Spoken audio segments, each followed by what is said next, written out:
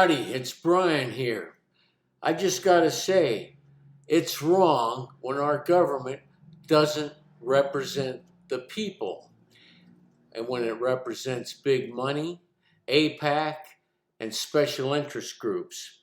It's wrong when somebody like Aaron Bushnell has to set himself on fire for an extreme protest against the slaughter in Gaza. It's wrong when somebody like Norman Morrison in 1965 had to set himself on fire in front of McNamara's office to protest the war in Vietnam.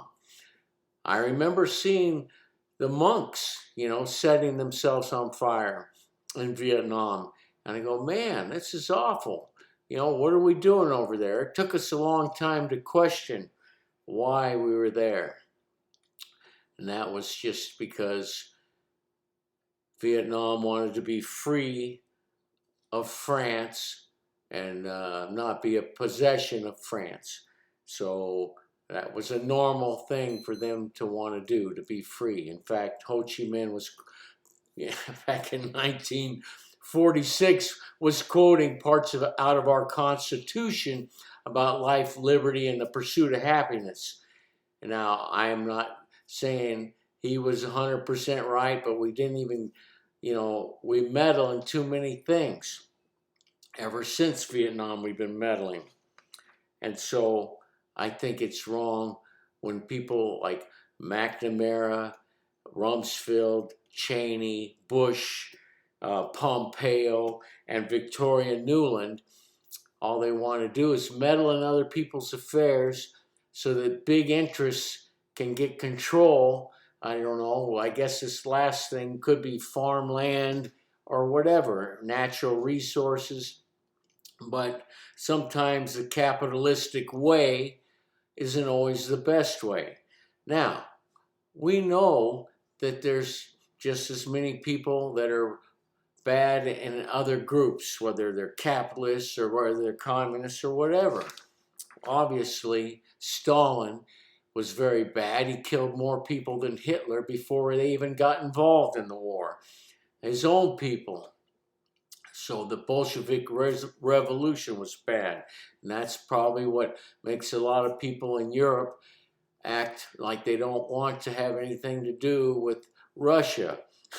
But ever since Mikhail Gorbachev got the Nobel Peace Prize in 1990, Russia has not been a Stalinist type regime. So we're being the ones that are pushing to put missiles on the border of Russia and supporting indiscriminate killing, and our industrial military complex is just pushing so we can have more production and and now Russia didn't have the production until they were pushed in the corner that they didn't want to be in. Now the sanctions and everything have backfired, and they've got a robust military production of armaments.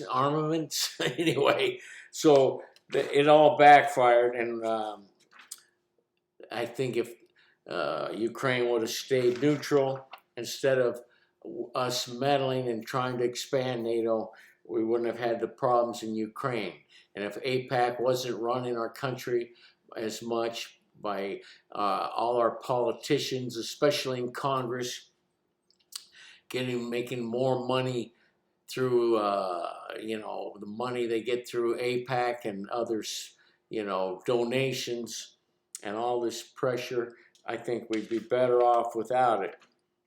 And then to do all this, to support the murder and killing in Palestine with weapons, and then, which is bad enough, it's morally, incomprehensible or reprehensible. And then to open your border, we have 16.8 illegal immigrants, and half of it, or almost half of it, we got in the last 3 years. Yet the other 30 years before that, those other illegal immigrants probably are, got in without the major open border and are probably just workers. But now it's kind of like when, we got, when Castro emptied his jails out, if 25% of the people are from, insane asylums and jails, or, in trouble with the law in their other countries, then what's that going to do here? It's going to increase crime. And we already have the biggest increase in crime in years. There was some pretty bad crime, in the 80s and 90s and 70s in New York. But, it started getting better in the 2000s. And now it's jumped up again. Illegal immigrants are beating up police. It's ridiculous. And we need to tighten it up. And I think Bukele, what he did in El Salvador, has reduced crime immensely. I think we need to have something similar and have work programs and training programs in prison, and even for training programs for people that are on the street, and drug rehabilitation programs, and getting them to do something positive. I think that'll help us. And we need to focus on conservation of energy and conservation of farming practices, using carbon dioxide as a resource, and energy independence, like the methane hydrate that's in the Beaufort Sea. So instead of people that have no common sense, we need people that have visions for the future of this country, and maybe we'll be going okay. But the open border, we don't know who we've got. And if we're just, poking not only the bear, but, supporting the indiscriminate killing, then there's going to be people that are going to try to pay us back. I think 9/11, Osama bin Laden said the main reason he was doing it was because of the way Palestinians were being treated. And now he was a terrorist. Well, now what are we going to do? If 30,000 people are getting killed and the Israelis are shooting people that are going to food trucks, then that's a form of terrorism, only you got a lot more equipment to do the job. Bombs and ships with machine guns, helicopters, and all the equipment. No wonder they do it whatever the way they can figure it out. But I think terrorism is wrong, but I don't want us to be supporting the indiscriminate killing. That's a more sweeping way to kill and terrorize and destroy people with more equipment. So why we can't send this money off? We got so many things to work on in our own country.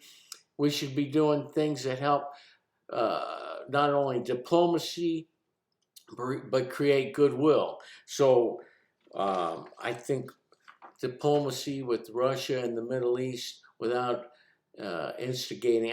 The bombs that we shoot in Syria and the Hutus, we don't dwell on how many civilians get killed. We just say, oh, it's payback 10 times over. Well, we don't want payback 10 times over. So let's get our act together and not be, we have to fight with this. So we can't support any more killing when we got to get these leaders out that are getting payoffs. They're not representing the people. So anyway, maybe our country, our choice, or whatever group we can get in with to reduce the insanity or cut it off altogether. And maybe I care about the environment. I don't know why nobody's using carbon dioxide as a resource to produce products that are cellulose products and wood products, copying nature. The things that nature developed over millions and millions of years, we can copy in our own way in factories and produce things that are biodegradable and produce and reuse the carbon dioxide as a resource and build things that are, more efficient, and so that, we have less impact on the environment, and that, can go forward and not and work as a team in our own country, like the Conservation Corps, Civilian Conservation Corps, help get people working, and that kind of thing can help homeless people. It can help people that are underemployed, and teach careers. So I think we need to think of our future and get people that can't even have common sense, and replace them with people with not only common sense, but have a vision for the country, so that the entire world will look up to us and say, oh yeah, we love doing business with you. You guys are great. Instead of just supporting killing and stuff. Well, we'll keep our fingers crossed. We got to do something and get some of these folks out of here. They're just no good. Have a good day. Talk to you soon. Bye.